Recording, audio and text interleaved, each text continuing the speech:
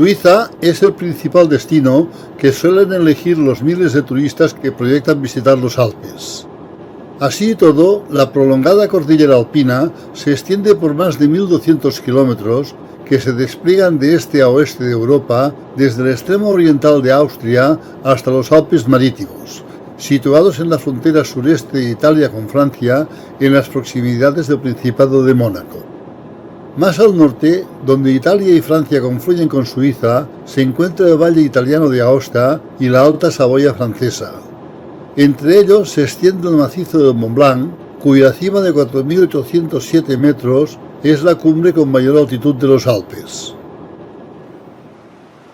A sus faldas aparece la animada comuna de Chamonix, glamoroso centro deportivo invernal que en el siglo XVIII dejó atrás las actividades campesinas cuando en 1741 un grupo de montañeros ingleses visitó los valles de la Alta Saboya, donde descubrieron el potencial turístico de la Mer de Glace. Gradualmente, el crecido número de montañeros de cierto nivel que se instalaron en Chamonix solicitó la ayuda de varios guías de montaña, grupo que fue creado en 1821 por la comuna de Chamonix con el nombre de Agrupación de Guías de Chamonix. Sin embargo, 71 años más tarde, en 1892, los funcionarios del Club Alpino francés disolvieron esta iniciativa, argumentando que se requería poseer un título expedido por la Comisión de Funcionarios y miembros del Club Alpino.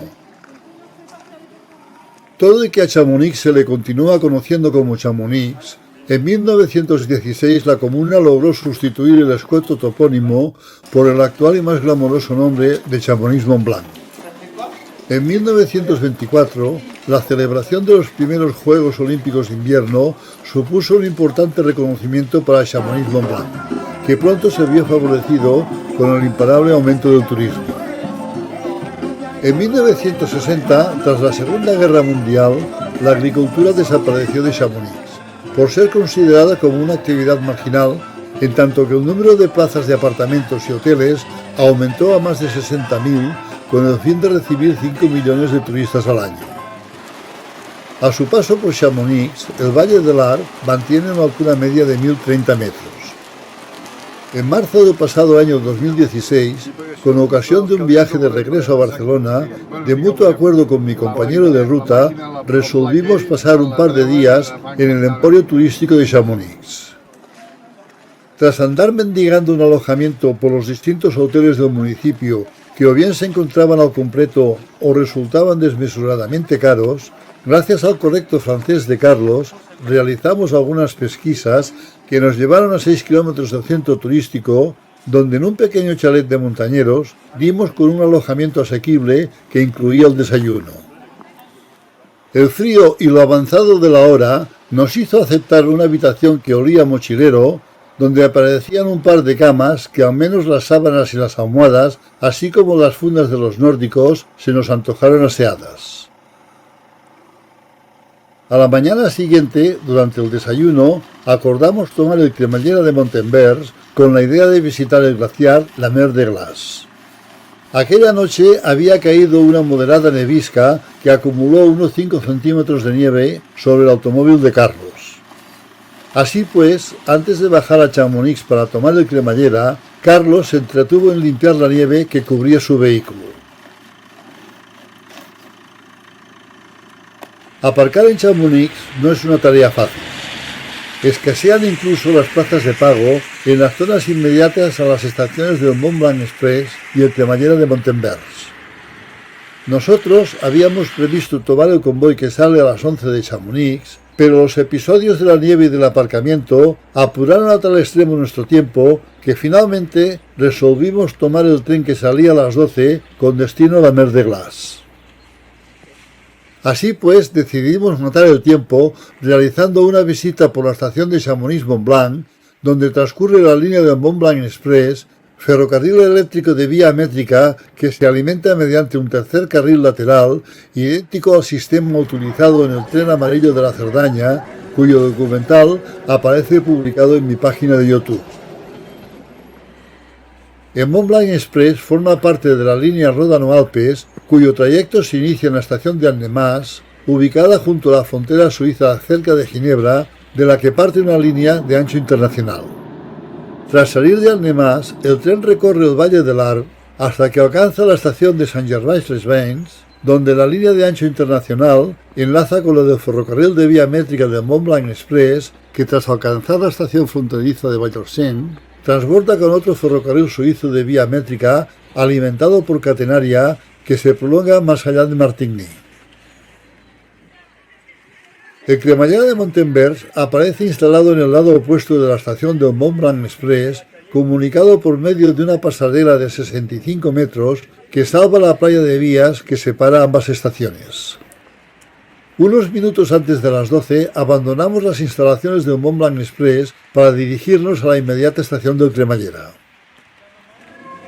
Después de adquirir los billetes, aguardamos la llegada del tren recluidos en una cola del vestíbulo, donde después de compulsar el boleto de cada viajero, franquearon el paso al inmediato andén contiguo, donde pasados unos minutos se produciría la llegada del cremallera.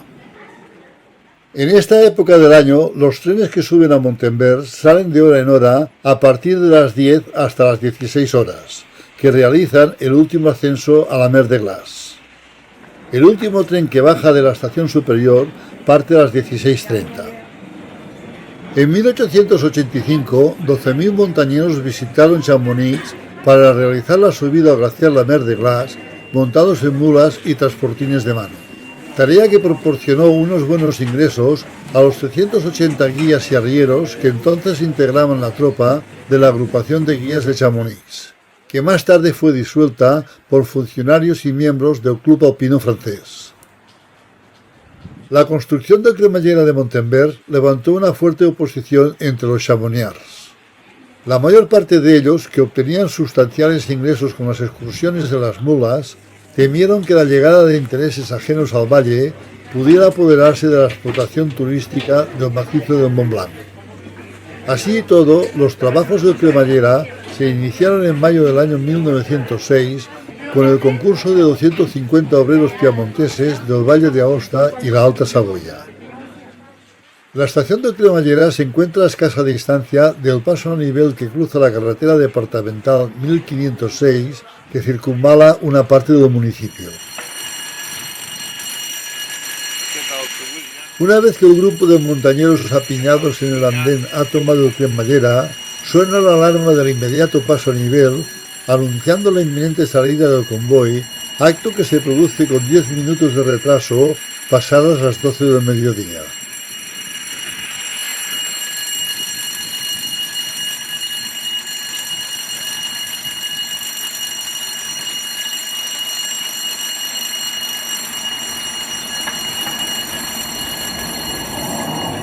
Tras la salida, el tren recorre un tramo recto de 386 metros, donde después de superar el paso a nivel de la D1506, inicia la rampa más suave del trazado, que con una inclinación del 11,8% acompaña al tren hasta el kilómetro 1,300 cerca de la curva de l'Esplanade. Desalentados por la postura hostil del municipio, que se mostró adversa al proyecto del ferrocarril, los promotores urdieron la artimaña legal de proyectar la línea por terrenos departamentales donde el municipio no podría impedir la instalación del cremallera. En 1893, el Consejo General Departamental se pronunció favorable al proyecto del cremallera de Montenvers, introduciendo solo dos condiciones. Una, que la empresa fuese el único operador responsable de la línea. Y dos, que no se construyera un segundo establecimiento hotelero Montenvers, por tal de evitar la competencia con el rentable hotel instalado en la cima, propiedad de la comuna de Chamonix.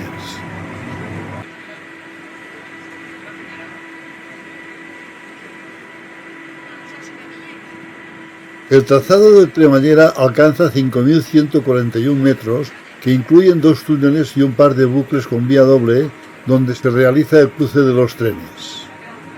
Cerca de la curva de l'Esplanade, la línea supera el kilómetro 1,300 antes de atacar las rampas más duras del trazado, que con el 21,9% de inclinación remontan la línea hasta la estación de Montenvers.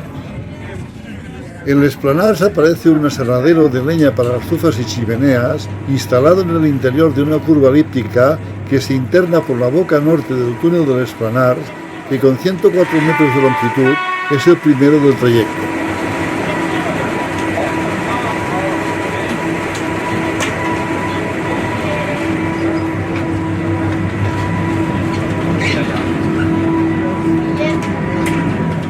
...120 metros después de pasar el túnel, el tren alcanza el kilómetro 1,895, donde a 1.280 metros de altitud se encuentra el bucle del Esplanars, que con una longitud de 166 metros de vía doble, permite el cruce simultáneo de hasta 4 circulaciones. Detenido sobre el tramo de vía del interior del bucle, aparece un convoy que desciende de la Mer de Glaç, que por cierto es el mismo que no logramos tomar a las 11 de la mañana debido a los episodios de la nieve y del aparcamiento.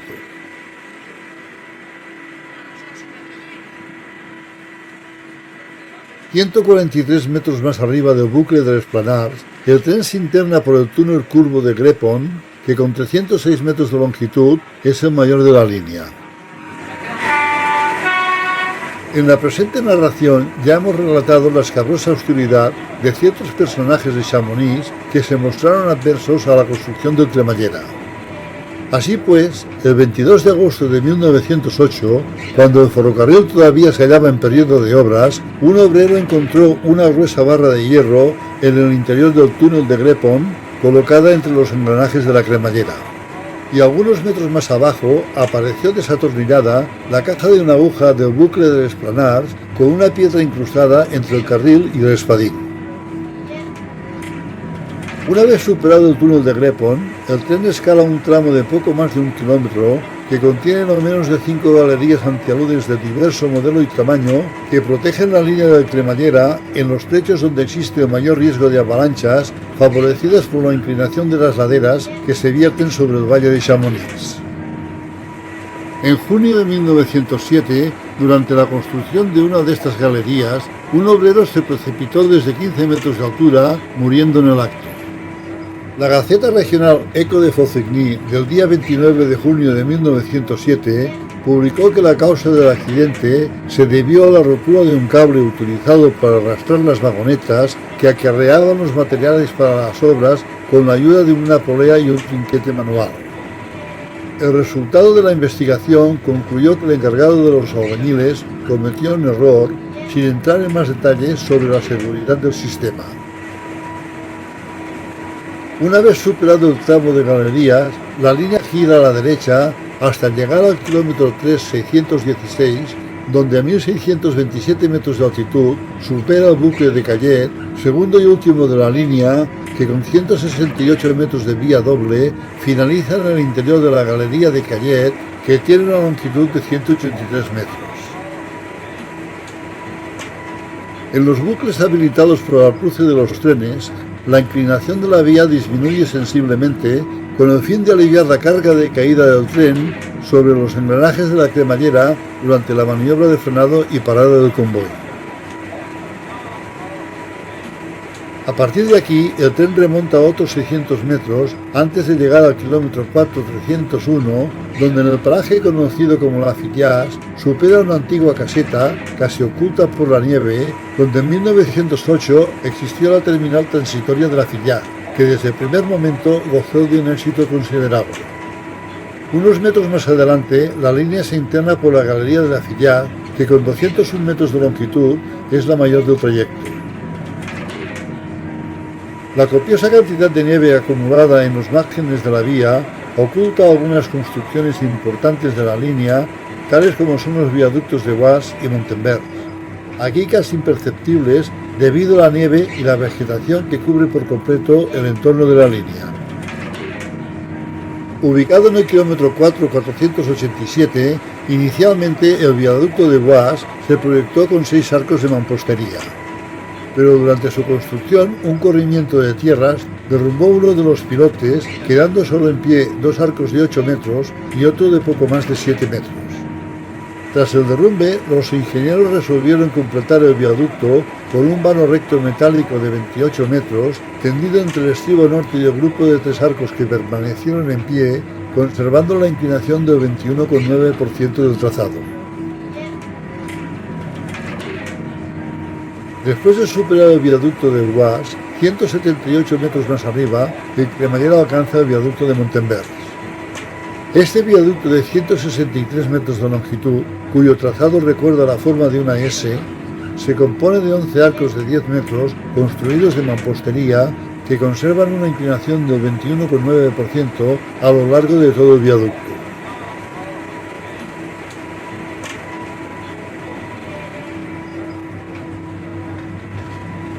Llegado el kilómetro 4,912, el ferrocarril desfila frente al edificio del Hotel Montenvers, donde en el margen derecho de la vía existe una pequeña abertura que se utiliza para la carga y descarga de mercancías, así como de improvisado apeadero para ciertos grupos de huéspedes que se alojan en el hotel.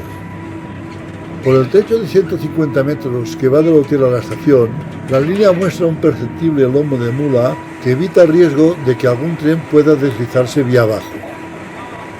La estación de Montenvers aparece ubicada en el kilómetro 541 a 1913 metros de altitud. La llegada del ferrocarril nos obsequia con el espléndido panorama de la Mer de Glace junto al telecabina que desciende hasta las grutas excavadas en los hielos del glaciar.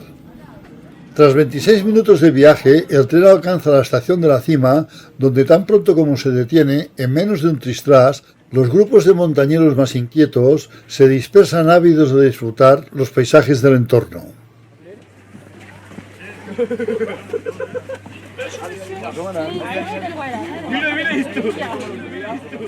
El lugar más solicitado es, como no, el glaciar La Mer de Glace. Los múltiples relatos de hallazgos que tras el paso de los años aparecen del interior de los glaciares añaden un sutil halo de misterio al paciente paso del tiempo que tal parece permanecer congelado entre los hielos del glaciar. En alguno de mis anteriores documentales he tenido la ocasión de denunciar la crítica situación de ciertas heleras alpinas que, como en el caso del glaciar suizo del Ródano o los de Ales-Giebig-Schniffel, que descienden por la cara sur de Jungfrau, presentan un grave proceso de retroceso. Nuestro documental nos facilita la penosa ocasión de añadir a esta lista negra el glaciar La Mer de Glace, que, como el resto de glaciares alpinos, en el transcurso de los últimos 120 años ha sufrido una alarmante regresión. Sin abandonar la Mer de Glace, miremos estas imágenes de hace poco más de 110 años que nos permitirán comparar el nivel del hielo en 1909 con el estado actual del glaciar, que incluso precisa el auxilio de un telecabina para bajar hasta el Valle de la Helera. En 1960, la compañía del Mont Blanc decidió instalar un teleférico para descender hasta la Grotte de Glace, que fue puesto en servicio el año 1961,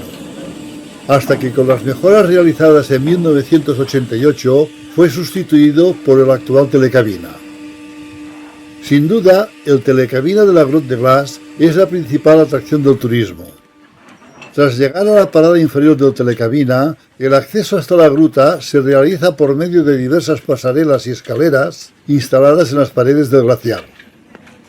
La Mer de Glace tiene su origen a 2.400 metros de altitud, alimentado por la confluencia del glaciar du Géant, el de Les Chocs y la cascada de Dutalefre, todos ellos nacidos en las aristas del Mont Blanc.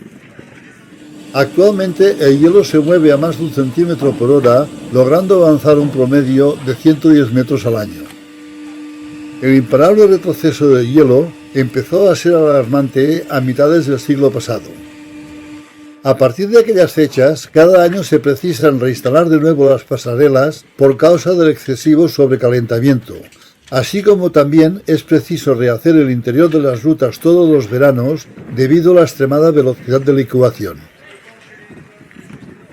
Por tal de evitar la posible avalancha de los turistas que todavía permanecen visitando el glaciar, nos encaminamos hacia la estación de cremallera con idea de tomar un tren que parte a las 14 horas.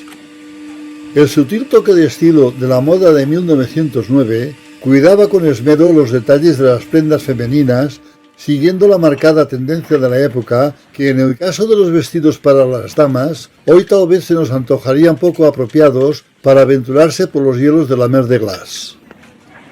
Tan pronto como franquean el paso al andén, un agitado grupo de gente joven se precipita sobre el cremallera con el fin de ocupar las mejores plazas junto a las ventanillas. Un minuto antes de la salida, el maquinista toma la cabina del convoy, desde la que antes de arrancar comprueba visualmente que no haya quedado nadie sobre el andén, tras lo que pone en marcha el tren con un par de minutos de retraso.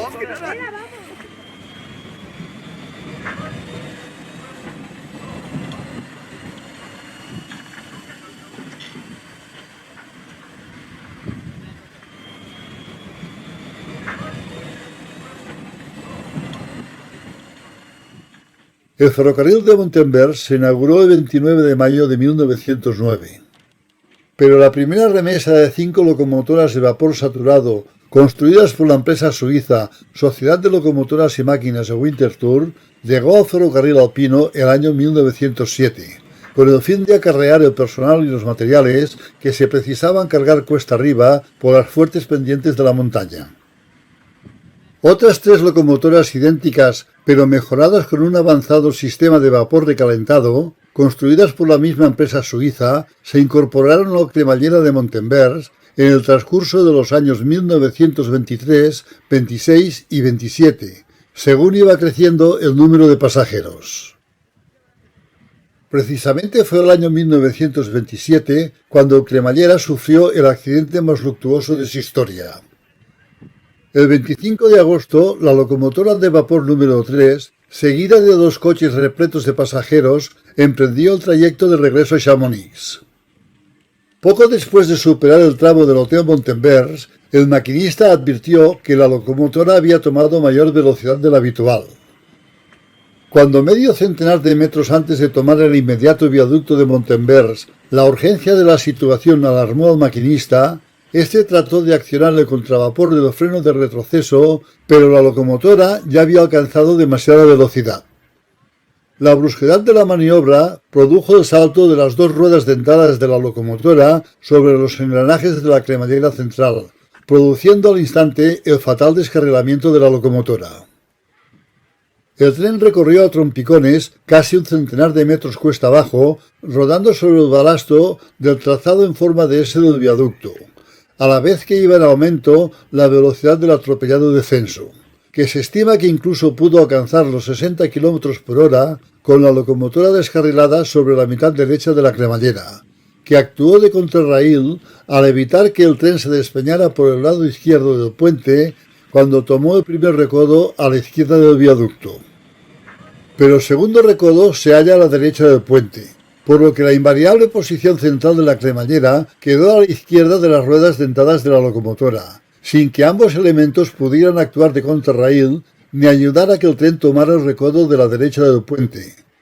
La locomotora se lanzó sobre la baranda del lado derecho del viaducto, que arrancó de cuajo al instante, a la vez que se despeñaba arrastrando tras ella el primer coche del convoy.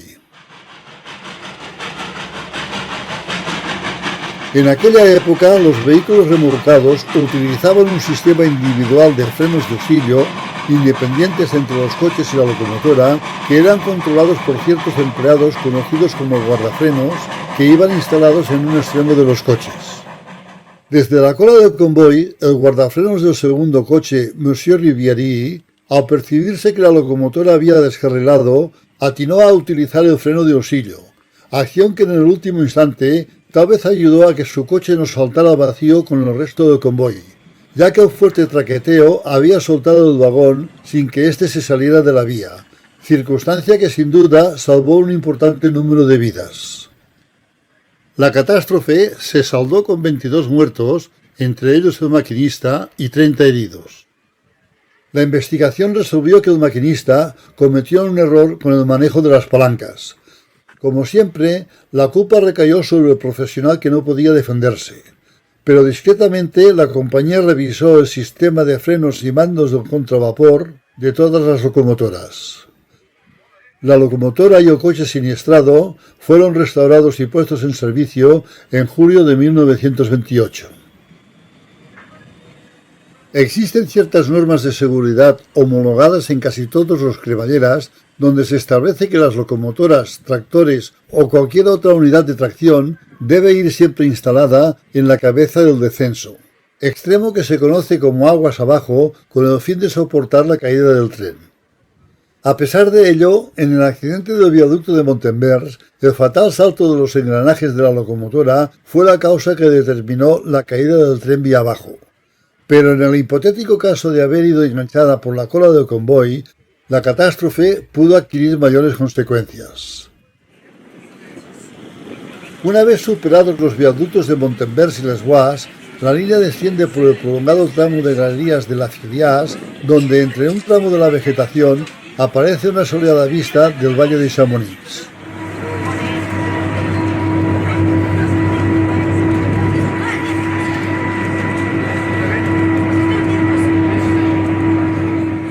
Llegado al kilómetro 3,616, después de bajar por un trecho de 1.525 metros, la línea ha descendido 286 metros de altitud.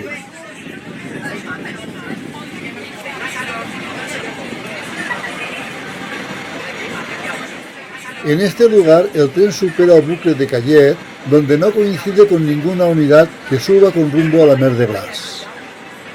La construcción de los cremalleras de alta montaña suele ser una tarea cara y dificultosa, tanto en el aspecto técnico como el económico.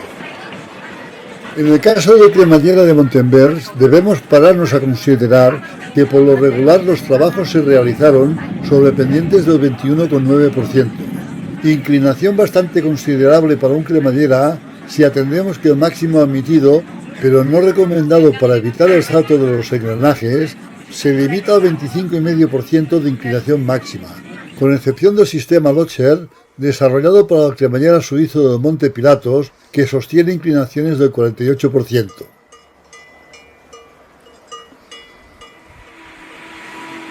Las obras del cremallera se realizaron partiendo del valle en dirección a la cima, con la precisión de construir dos túneles curvos, uno de ellos bastante cerrado, así como los señalados viaductos de Bois y Montenvers, además de numerosas galerías y otras obras de menor relieve. Todo y contando con la ayuda de un buen número de mulas, que al inicio de los trabajos se encargaron de acarrear los materiales por los caminos y senderos de la montaña, la instalación de la línea resultó ser bastante penosa. Cuando en 1907 llegaron las primeras 5 locomotoras, las obras en la vía avanzaron con mayor fluidez. El tren fue de gran ayuda para subir a pie de obra las traviesas y raíles Vignolé de 12 metros, así como las fracciones de cremallera dentada Sistema Struve que se montaron directamente sobre los tramos previamente nivelados de la línea. En el kilómetro 1,895, el tren alcanza el bucle de l'Esplanars, donde lo aguarda un convoy con destino a Montenvers, que permanece estacionado a la espera que pase nuestro tren.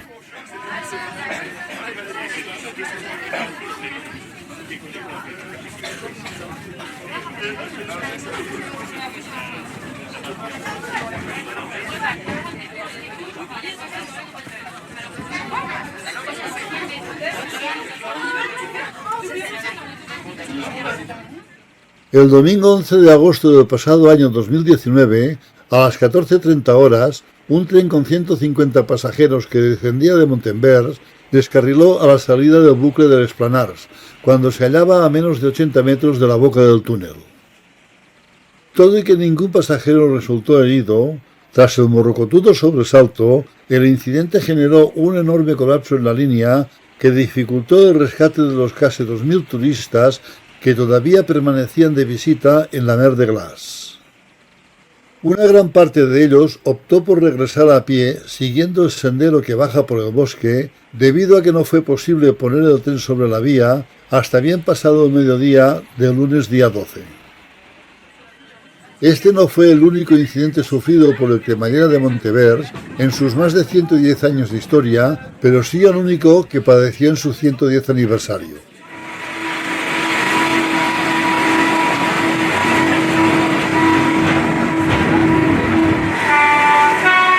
Después de producirse el cruce, nuestro convoy se introduce por el inmediato túnel de l'Esplanars, cuya salida se encuentra cerca de la aserradora situada en el espacio cercado del interior de la curva, que concluye antes de iniciar los últimos 1.400 metros del descenso. Un centenar de metros después de superar la curva de l'Esplanars, la pendiente de la línea se suaviza hasta recuperar la inclinación inicial del 11,8%, que ya no abandona hasta el final del trayecto. La electrificación del cremallera supuso un largo proceso que se prolongó hasta el último tercio del siglo pasado. Influenciados por el controvertido sistema de la línea de Montblanc-Extrait, instalada entre Sant-Gervais y Vallorcín, inicialmente se pensó en instalar un tercer carril lateral de 850 voltios de corriente continua, que pronto fue sensatamente desestimado para atender una línea catenaria que en el futuro permitiera el uso de tensiones de mayor voltaje. El cremallera de Montenvers encargó las primeras 4 unidades eléctricas a las empresas suizas Oerlikon y Sociedad de Locomotoras y Máquinas, que se entregaron en 1954, numeradas del 41 al 44. En 1961 y 1979 se adquirieron otras 2 nuevas unidades eléctricas numeradas con el 45 y el 46, que fueron añadidas a las 4 anteriores, siendo registradas todas ellas como serie BHE 44 del 41 al 46, siguiendo el sistema suizo de numerar las locomotoras. Para complementar las primeras unidades entregadas en 1954, se construyeron 4 coches de 15 metros y 43 centímetros de longitud. Y para los automotores entregados en 1961 y 1979, se encargaron otros 2 coches de 15 metros y 94 centímetros de longitud por 2 metros 70 de ancho. Todos los coches y automotores del cremallera equipan bogies de 2 ejes, siguiendo la conocida disposición de ejes sistema BB. Unos 370 metros antes de la estación, el tren aparece tras un recodo del tramo recto que sortea el último declive del trazado, antes de superar el paso a nivel de la carretera D1506, a escasos metros de llegar a la estación de Chamonix, donde finalmente concluye el trayecto.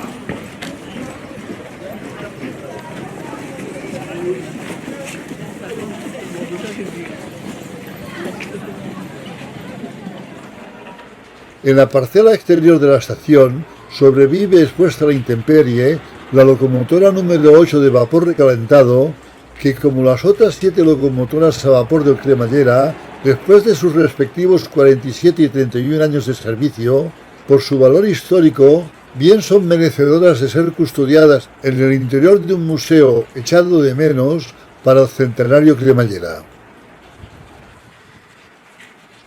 El depósito y los talleres del ferrocarril se encuentran en la parte posterior de la estación.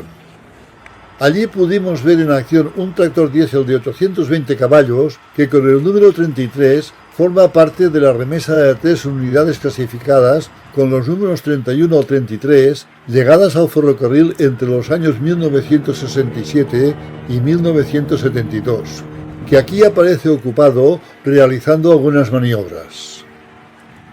Con bastante frecuencia, todos ellos dieron tracción a diversos trenes de pasajeros hasta bien entrada la década de los años 90. En la actualidad, los tractores diésel número 32 y 33 son utilizados en servicios de mantenimiento o para el auxilio de posibles averías en la línea. Con solo 650 caballos de potencia, el tractor número 31, que fue el prototipo de la serie, en el año 2001 fue incorporado al tranvía del Montblanc. El tranvía del Montblanc es un cremallera similar al de Montenvers, pero dotado con tracción mixta de cremallera y simple adherencia, que inicia el trayecto frente a la estación de enlace de Sant-Gervais-les-Bains, ubicada a 20 kilómetros de Chamonix-Montblanc. La línea del tranvía del Montblanc realiza un trayecto de 12.400 metros que parte de la terminal de Sant-Gervais-les-Bains, emplazada a 581 metros de altitud, hasta las inmediaciones del glaciar de Oued Nassai, ubicado a 2.372 metros de altitud, en el lugar conocido como Lenit Daigle, donde supera inclinaciones del 24% que salvan un desnivel de 1.791 metros. El proyecto inicial contemplaba que el tren ascendiera hasta la cima del Mont Blanc, pero con la llegada de la Primera Guerra Mundial, el trayecto quedó interrumpido en Lenit Daigle y más tarde abandonado en el estado actual. De regreso a Chamonix, a 800 metros del cremallera de Montenvers, se encuentra el teleféric de l'Aiguille du Midi, que sube hasta una espectacular aguja alpina que se encuentra ubicada a 3.842 metros de altitud. Dividido en dos tramos que totalizan 5.420 metros, el teleférico alcanza 3.776 metros de altitud, superando un desnivel de 2.738 metros hasta la cima, medidos al pie de la estación del teleférico en Chamonix, que aparece ubicada a 1.038 metros de altitud. A solo 300 metros del teleférico, con el nombre de Chamonix Aiguille du Midi, aparece un apeadero urbano del Mont Blanc Express, cuya línea funciona alimentada por un tercer carril de 850 voltios, que, como ya hemos apuntado, parte de la estación de Saint-Gervais-les-Bains con destino a la estación fronteriza de Vallorcén. Pasados unos segundos, se produce la llegada de un tren regular procedente de Saint-Gervais-les-Bains, que tan pronto como cumple su parada en el sencillo apeadero, parte con destino a la estación principal de Chamonix.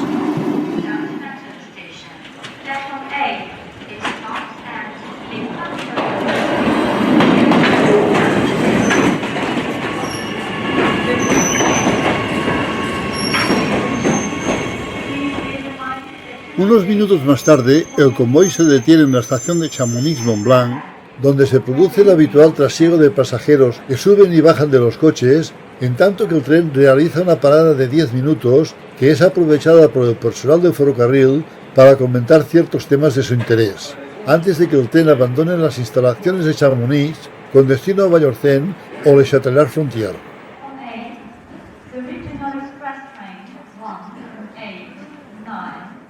A las 16 horas en punto, con escrupulosa exactitud francesa, después de sonar el silbato del jefe de estación, el tren abandona las instalaciones de Chamonix-Mont-Blanc hasta perderse bajo la pasarela metálica que une las estaciones del Mont Blanc Express con la del cremallera de Montenvers.